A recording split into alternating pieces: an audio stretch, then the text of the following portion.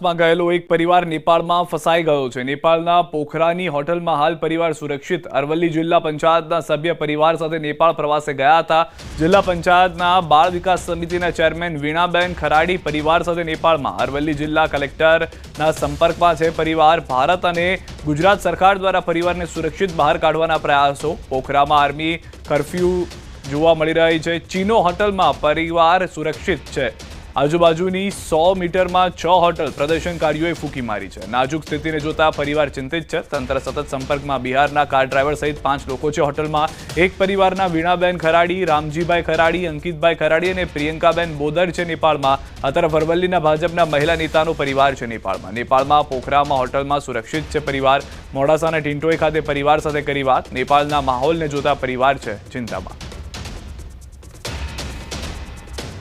મારા mummy papa અને ભાઈ ભાભી વીણાબેન, રામજીભાઈ, અંકિત અને પ્રિયંકાબેન એ નેપાળમાં ફરવા ગયેલ હતા। 3-4 દિવસથી નેપાળમાં છે અને હવે ત્યાં વિરોધ પ્રદર્શન ચાલુ થઈ ગયું છે 2 દિવસથી અને ત્યાં હમણાં ફસાયેલા છે।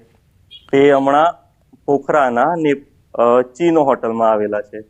20 લોકોનું ગ્રુપ નેપાળમાં ફસાયું। સિનિયર સિટીઝનોનું ગ્રુપ નેપાળમાં ફસાયું। 3 સપ્ટેમ્બરે પશુપતિનાથના દર્શનાર્થે ગયા હતા।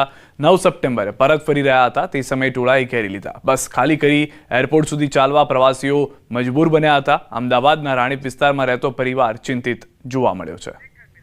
તો દ્રશ્યોમાં પણ જોઈ રહ્યા છો કે પરિસ્થિતિ જે નેપાળની વણસી રહી છે। અનેક ગુજરાતના લોકો, દેશભરના લોકો ત્યાં આગળ દર્શન માટે જતા હોય છે અને અચાનક આજે આખું જેન ઝીનું આંદોલન હતું તેને અસર કરી દીધું છે તમામ લોકોને। નેપાળમાં ઊભી થયેલી તંગદિલી બાદ અનેક જે પ્રવાસીઓ છે તે નેપાળમાં ફસાયા છે। એમાં પણ સૌથી વધુ જે ગુજરાતીઓ છે તે ફરવા માટે જતા હોય છે। એમાં પણ કાઠમાંડુની અંદર સૌથી વધુ ટુરિઝમ હોય છે। ત્યારે ગુજરાતના અને ખાસ કરીને અમદાવાદના અનેક પરિવારો ફસાયા છે। ત્યારે અમદાવાદના રાણીપમાં રહેતા બારોટ પરિવાર પણ ત્યાં ફસાયો છે। ત્યાં શું સ્થિતિ જાણવાનો પ્રયાસ કરશું। ખુદ એમના જે કહી શકાય કે વહુ અને સાથે જ એમના જે સસરા પણ આજ દેખાઈ રહ્યા છે। વાત કરવાનો પ્રયાસ કરશું। બેન, આપણું નામ અને ખાસ કરીને શું થઈ રહ્યું છે ત્યાં? મારું નામ ક્ષમા બારોટ છે। મારા સાસુ સસરા નેપાળ પશુપતિનાથના દર્શનાર્થે ગયા હતા અને 3જી તારીખે ત્યાં પહોંચ્યા અને કાલે એ લોકો પરત ફરી રહ્યા હતા ત્યારે એરપોર્ટ જતાં એમની બસને રોકવામાં આવી। 25 થી 30 હજારના ટોળાએ એમને ઘેરી વળ્યા અને ત્યાં એમને એવું કહેવામાં આવ્યું કે ક્યાં તો તમે બસ ખાલી કરો અથવા તો અમે બસ સળગાવીએ છીએ। મારા સાસુ સસરા સાથે બીજા 20 જણા એમના સાથે ગ્રુપમાં હતા। એ દરેક ઓલમોસ્ટ સિનિયર સિટીઝનના એજના છે અને એ વખતે એ લોકોને એવી ફરજ પડી કે લગેજ સાથે એમને ઉતરી જવું પડ્યું અને ત્યાંથી ચાલતા 5 થી 7 કિલોમીટર દૂર એરપોર્ટ હતું ત્યાં એ લોકો ચાલતા લગેજ સાથે જતા હતા। વચ્ચે એમના પર ટીયર ગેસ છોડવામાં આવ્યા અને ખૂબ મુશ્કેલીથી એ લોકો એરપોર્ટ પહોંચ્યા કાલે અને એરપોર્ટ પહોંચતા જ એરપોર્ટ બંધ થયાના સમાચાર આવ્યા। ચોક્કસ આપણે વાતનો તમારા જે સસરા છે વાત કરાવશું। જી ચોક્કસ આપ જોઈ શકો છો। હું તમને જે દ્રશ્યો બતાવી રહ્યો છું તે અંકલ પણ ત્યાં જોવા મળી રહ્યા છે, વડીલ પણ। અંકલ, આપનું નામ ખાસ કરીને અને આપે જે સ્થિતિમાં ત્યાં છો, કઈ રીતની સ્થિતિ ત્યાં જોવા મળી રહી છે હાલ અત્યારે ત્યાં? અત્યારે બહુ પરિસ્થિતિ વિકટ છે અહીંયા। ગમે ત્યારે શું થાય અમને ખબર નથી। અમારું શું ડિસિઝન લેવું અમને ખબર નથી। હોટલમાં રહીએ કે એરપોર્ટમાં રહીએ એનું કંઈ અમને ખબર પડતી નથી। કઈ કોઈ સિક્યુરિટી નથી, નહીં કોઈ પોલીસ પાવર નથી, નહીં કોઈ આર્મી પાવર નથી। ટોટલ ઉપર જે છે એ અમારો ભગવાન છે। ગમે તે ઘડીએ ગમે તે થઈ શકે એવું છે। અમને જલ્દીથી રેસ્ક્યુ કરીને અહીંથી નીકળવામાં આવે એવી ભારત સરકારને અને ગુજરાત સરકારને અપીલ કરીએ છીએ। તો મોત જોઈને પાછા આવ્યા છીએ સાહેબ। અમે મારી જિંદગીમાં 62 વર્ષની મારી એજ છે। મારી લાઈફમાં આવો કોઈ દિવસ હુમલો ગોધરામાંય નથી જોયો અને બીજા જગન્નાથજીના રમખાણમાંય નથી જોયો। આવો હુમલો કોઈ દિવસ મેં જોયો નથી। 6 દિવસ અમે બહુ સરસ ફર્યા પણ આ છેલ્લા દિવસે અમે અહીંયા આગળ આવીને થોડી ખબર પડી ગઈ કે ચાલુ થઈ છે બબાલ। કારણ કે અહીંના ગવર્મેન્ટે સોશિયલ મીડિયા બધું બંધ કરી દીધું હતું। ઇન્સ્ટાગ્રામ હોય, વોટ્સઅપ હોય, પણ આમ આ બધું થતું હતું ને અમે સવારે હોટલમાં બધું આરામથી નાય ધોઈ રહી ગયા બહાર। ખબર નહીં કે આખી રાત બબાલો ચાલુ હતો।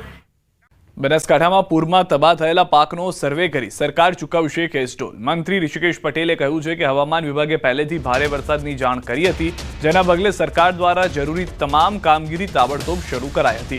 મુખ્યમંત્રી પણ સતત અધિકારીઓના સંપર્કમાં રહ્યા હતા.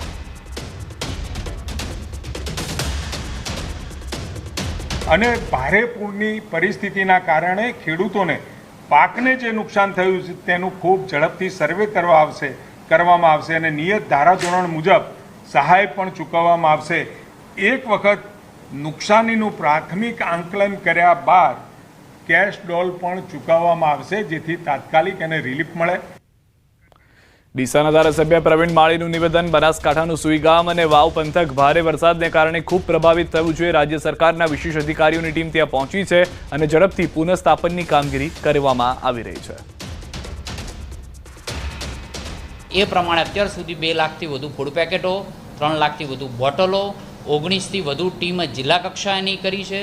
રાજ્ય સરકારે પોતે 5 એડિશનલ કલેક્ટર કક્ષાના અધિકારીઓને ત્યાં નિમણૂક કરી છે અને અત્યારે તમામ રીતે 297 ગામો પૈકી 133 ગામોનું વીજળીકરણનું રિવોક કરવાનું કામ એ અત્યારે પૂર્ણ થઈ ગયું છે.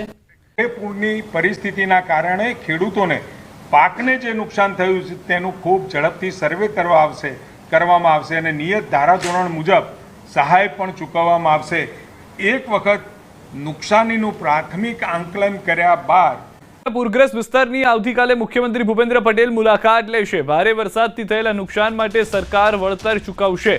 રાજ્ય સરકારના પ્રવક્તા મંત્રી ઋષિકેશ પટેલે આ માહિતી આપી છે. ખાસ કરીને સુઈગામ સહિતના અનેક ગામોમાં હાલત વધુ છે ગંભીર. બનાસકાંઠામાં રાહત અને બચાવ માટે પૂરતી તાકાત સાથે તંત્ર તૈનાત છે. 5 અધિકારીઓની ખાસ નિમણૂક કરાઈ છે. ઉપરાંત એસડીઆરએફ અને એનડીઆરએફની ટીમોને પણ જાણ કરવામાં આવી છે અને જિલ્લામાં મોકલવામાં આવી છે. સાથે પાક નુકસાનનું સંપૂર્ણ વળતર ખેડૂતોને આપવામાં આવશે. સાથે કેશડોલ થકી પણ વળતર ચૂકવવામાં આવશે તેવું જણાવાયું છે.